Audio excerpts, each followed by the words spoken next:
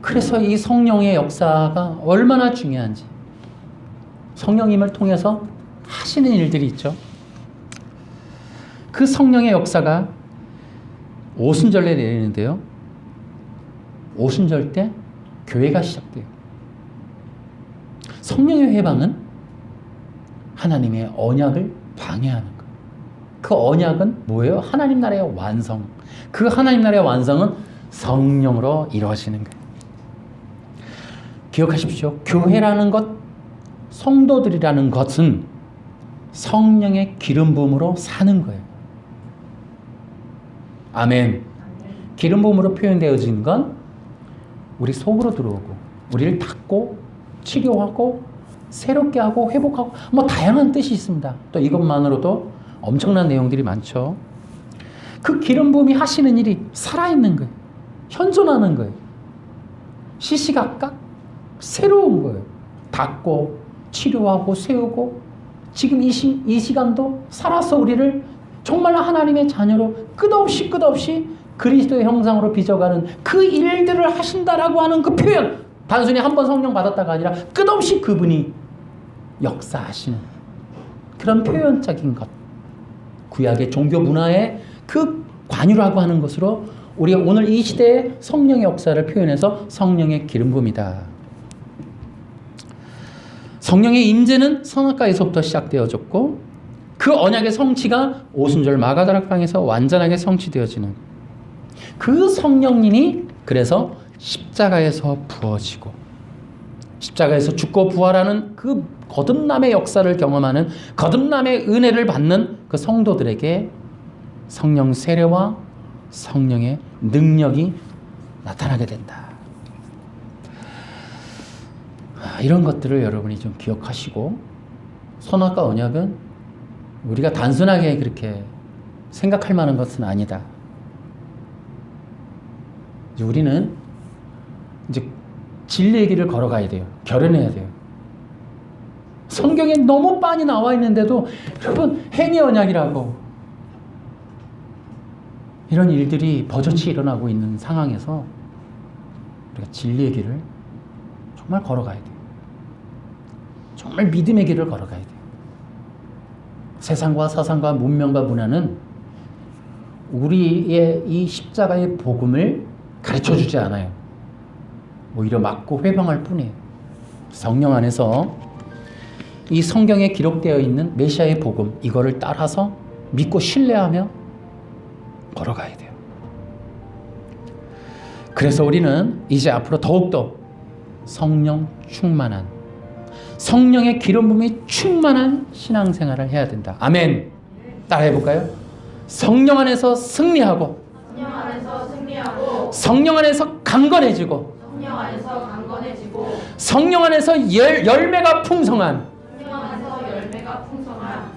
교회가 되고 여러분이 되고 우리 성도들이 되는 그런 기독교가 되는 그러한 날들이, 그러한 은혜가 바로 남은 자들에게 있고, 그 남은 자들에게 이러한 성령의 역사를 통해서 승리가 주어지고 하나님의 영광이 함께하는 놀라운 기적의 역사가 내년과 그 이후에 계속적으로 우리에게 부어지기를 주 예수님의 이름으로 축원합니다. 박수를 하나 경.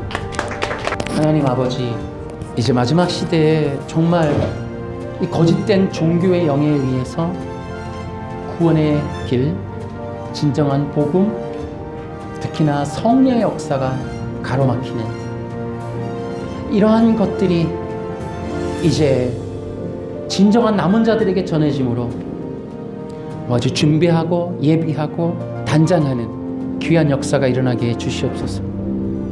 부족했지만 이제 앞으로 더욱더 성령의 충만한 은혜 가운데서 메시아의 복음을 통해 남은 자들이 준비되고 예비되는 놀라운 기적의 역사가 일어나도록 은혜 베풀어 주시옵소서.